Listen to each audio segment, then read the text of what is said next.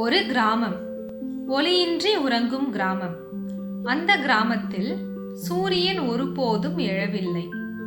இருளே வாழ்க்கையாக இருந்தது.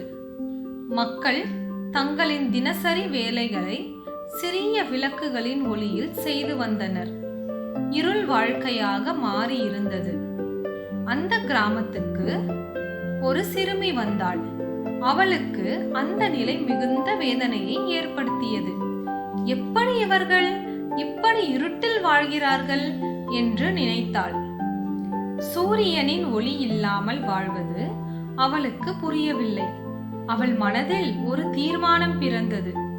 அந்த கிராமத்துக்கு சூரியனை கொண்டு வர வேண்டும். அவள் தனது பயணத்தை தொடங்கினாள். சூரியனை தேடிக்கொண்டு தன்னால் இயன்ற எல்லாவற்றையும் கடந்து சென்றாள். கனமழையில் நனைய வேண்டும், அடர்ந்த காடுகளை கடக்க வேண்டும், பனிமலைகளை ஏற வேண்டும். அவளின் பயணம் சிரமமானது.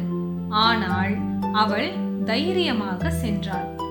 அந்த பயணத்தின் போது அவள் ஒரு மாயமான மூர்ச்சை உடைய புல்லாங்குழலை கண்டாள். அவள் அதை எடுத்து வாசிக்க ஆரம்பித்தாள். அந்த இசை இவ்வளவு இனிமையானது என்று யாரும் நினைக்கவே முடியாது. அந்த இசை நேராக வானத்தை தொட்டது. அந்த இசையின் அழகில் மயங்கி நீண்ட காலமாக மறைந்திருந்த சூரியன் விழித்துக் கொண்டது. அந்த இசையின் அழகில் பரவசம் அடைந்த சூரியன் மெதுவாக வானில் எழுந்தது. கிராமத்தில் ஒளி பரவியது.